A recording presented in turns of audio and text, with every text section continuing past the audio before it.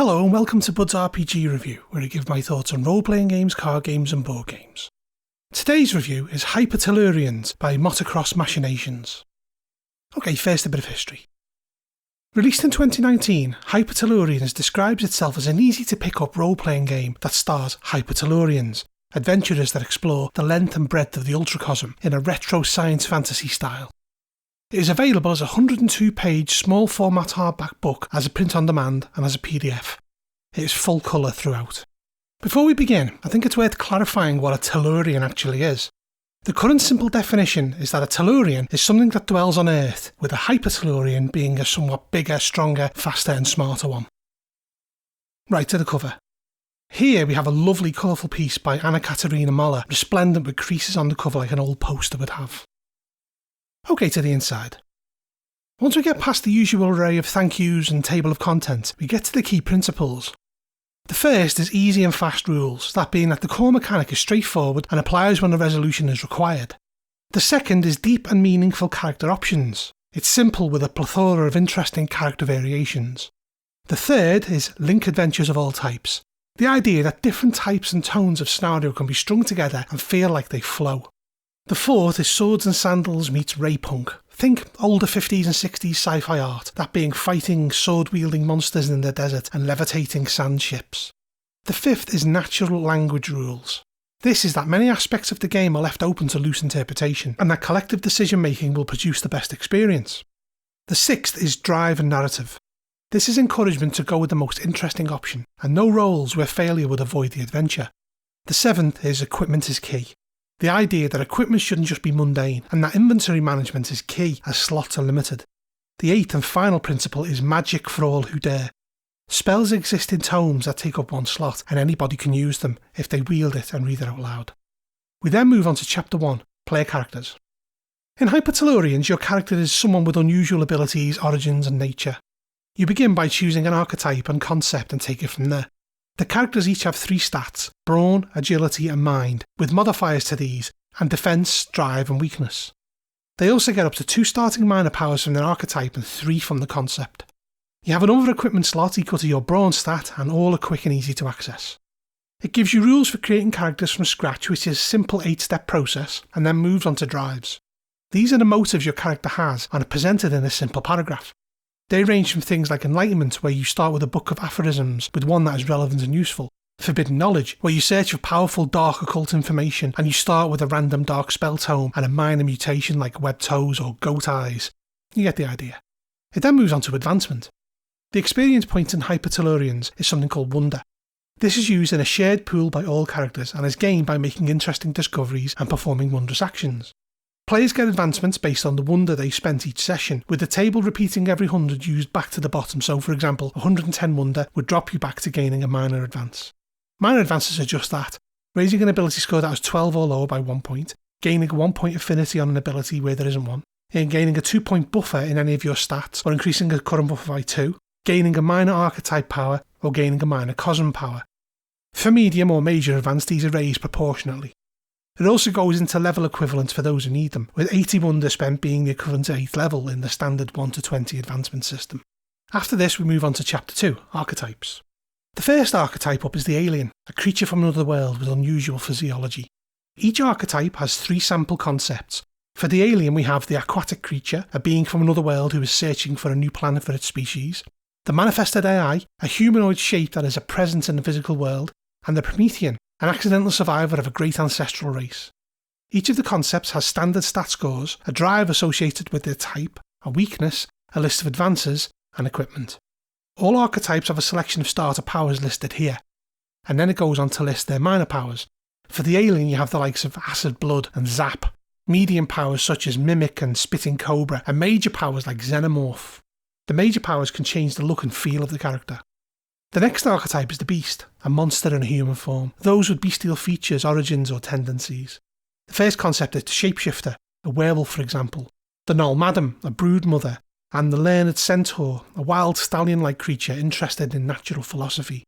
They have interesting powers such as Senseful, which heightens their natural senses, Exploit Terminal Velocity, which makes maximum damage from falling just d6, and Metamorphosis, which allows them to transform into a beast for a few days, gaining all of the benefits. After this we have the construct, something not made from flesh and bone, things like androids or golems. The first concept is the Clockwork Doctor, a war-forged-esque creature made to fight in a forgotten war that managed to survive and took up experimenting on corpses to understand how they work. There's the Flesh Golem Poet, a Frankenstein-like being that is an unholy creation created in an effort to replace their true love. And the Perfect Android, indistinguishable from their biological counterpart. They have powers such as battery-powered, which allows them to recharge using energy, Part of the Whole, which allows them to detach a limb and send it off on a mission, and Blaze of Glory, which allows you to discharge your batteries and do a massive damaging blast. After this we have the Revenant. This is someone who is dead, but didn't lay down. It could be a strange plague survivor, an ancient undead so old that they remember nothing of their past, or a feared lich. The first concept is the aristocratic vampire, the Byronic charming type. There is the drowned undead, think Davy Jones from the Pirates of the Caribbean movies, or the skeletal guard, literally a skeleton in armour. They have interesting powers such as unliving, which negates the need to eat, sleep, drink or breathe. Death becomes you, which makes them look forever young and beautiful. Gift unlife, which lets them make someone else one of the living dead, and indomitable, which means they regenerate completely back to how they looked, no matter how bad the damage within a week. The next one is the royal. This could be a disgraced conqueror king, the most beautiful princess in all of the land, or even a warmongering general of great armies. The first concept is the exiled queen. Those that could have been tried and sentenced unjustly for a grisly crime, whisked away and living in exile. The genie without a lamp, which is pretty much what it is, and the veteran warlord, a mercenary warrior of great renown. They have such powers as rallying speech, which allows them to influence morale, cunning idea, which lets them forego one of their actions to give an immediate action to an ally, and enchanted, which means you literally become magical, allowing you to break magical curses and cause people to fall in love with you or swear fealty. The final concept is the Ultranaut. Think pilots of experimental spacecraft or a secret mad professor that marries eldritch might with technology for unknown purposes. The first concept is the space pilot, a dashing astronaut who was flung through a wormhole and ended up in the far reaches of the ultracosm.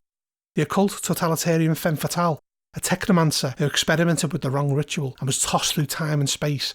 And the magical girl, an average schoolgirl who has a magical awakening in a moment of stress and danger who has a ray emitter crystal in her headband. Their powers include Know Things, which allows them once per session to ask the GM a direct question with a definite advantageous answer. Wonders Never Cease, which boosts the amount of wonder gained by the party by 1 each time this happens. And Take Me to Your Leader, which compels someone once per session to do just that. Next, move on to Cosm powers. These are not specifically tied to archetypes and can be picked by all characters.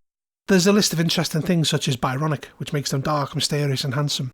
Divorced from Gravity, which lets them ignore the pull of the universe. And Life of the Party, which lets them take damage once per session in order to save a friend from critical damage. The next chapter is Playing the Game. We have a double-page spread of the character sheet, which quite frankly I found difficult to read and couldn't really understand why it was placed in the centre of the pages, though it does give you the address of a website where you can download a printer-friendly version. And then it moves on to the core mechanics of the system. It is a basic target number system where D20 is rolled, a modifier is added or subtracted and a final total is compared to the relevant statistic. The game uses the standard advantage-disadvantage mechanic, and there are further things such as affinities, which means certain characters can ignore certain types of damage at different strengths. The next rule is the use of wonder.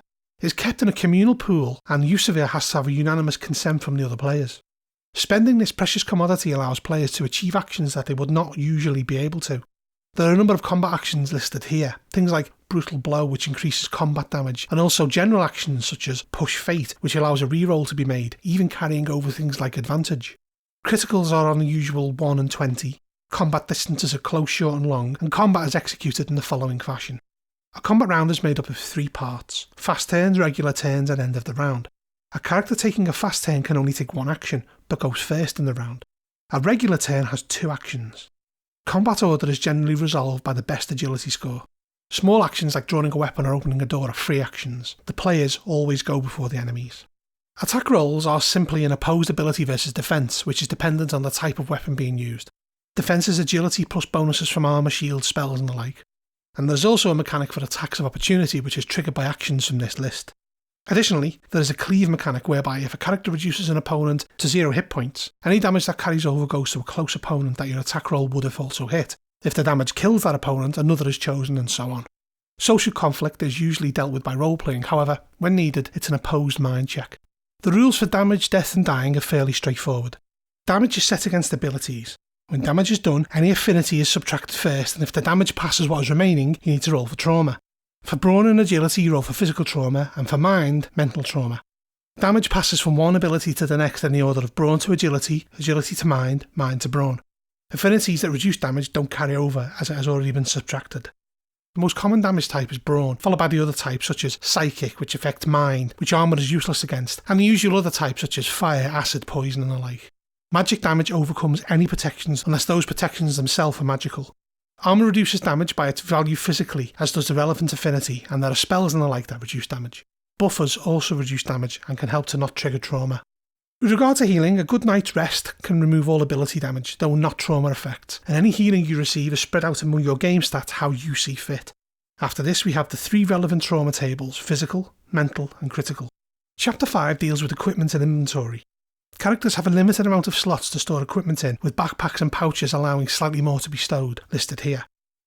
Some items are tagged, meaning there is a special rule governing their usage. For example, heavy weapons have the exhausting tag, meaning you take D4 brawn damage when you miss. It also details armour and shields and the bonuses they give, and then moves on to a vast array of weapon and armour tags. After this there are some sample light, medium and heavy weapons. Chapter 6 is entitled Tips for Players. Here it goes into the kind of ideals that the player should strive for in order to get the best out of Hypertellurians. Most of them are fairly obvious fare and would easily export to almost all role-playing games you can think of. Chapter 7 is called Running the Game. It gives some hints and tips on how to make the game flow and keep the players engaged, which again could apply to most role-playing games, but also covers how to deal with the likes of wonder and advancement, players' rewards, and how to create NPCs and monsters. This is followed by some interestingly done sample NPCs that follow the format of the previous archetypes in the book. The next section is on magic spells and rituals. Give some game information on how to create spells and the difference between a normal spell and a ritual. After this it gives you a few pages of sample spells to get you started, but I get the feeling that the writer intends for you to make your own spells up to maintain the sense of wonder. After this we have mundane and magical items, with a few interesting ones statted out. Of particular interest is the Sinister Spoon, which does wonderful things for those who use it with their left hand, and the opposite if they use their right, and the super comfy boots that are literally unimaginably comfortable. After this it gives a quick table to create a mini scenario at the drop of a hat, and then goes into how to convert Hypertellurians to run with other, presumably OSR systems. The final chapter is called Tips for GMs, which as per the other tips section, contains many GM tips that would be just at home in any other role-playing game as here. Finally we have Appendix N, which goes to the inspiration that the author had in order to write the book, and also a shrunk down, complete shot of the excellent cover art, a nice touch. When I first opened Hypertellurians I didn't know what to expect, though the cover was intriguing. While not necessarily something you could describe as OSR, it does appear to have its roots firmly embedded in that particular ground. On a personal note, I found the setting of the Ultracosm to be quite intimidating, but I imagine that for some budding GMs out there this is exactly the kind of thing that they've been looking for. I feel that the rules need a bit of revising in some places, and weaknesses are not explored enough for my liking. Additionally, some of the powers seem to be open to abuse by clever players. For example, biomechanical surgery is completely open-ended, so beginner GMs could struggle to keep the game under control in this sense.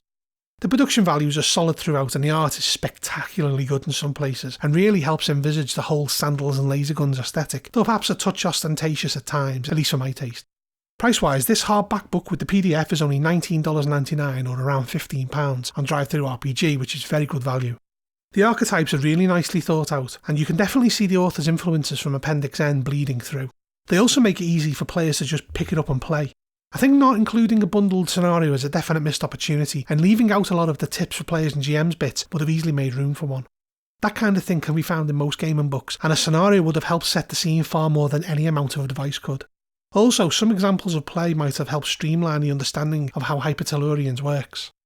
Wonder is an interesting concept, but it's essentially experience points that you can spend in game to give bonuses, and the idea that you need a unanimous decision in order to spend it could gridlock gaming groups that easily suffer from analysis paralysis. Hypertellurians won't appeal to everyone by any means. It's a game that lives and dies on the style it presents to you, but thankfully the style is one we're all familiar with. It's fun, easy to learn and beautiful to behold for the most part. I had no preconception when seeing it for the first time, but I found the book engrossing and engaging, and quite surprisingly for a fairly slow reader like myself, burned through it in 3 days. It's well paced and illustrated, has a solid design principle underpinning it, and I think you would enjoy it if you picked it up. I give it an 8 out of 10. If you enjoyed this review, please make sure to hit the thumbs up, subscribe to my channel and check out my other videos. Also, if you're interested in buying this product, I've put some links below. Lastly, if you like what I produce here, then maybe think about supporting me on Patreon. Bud out.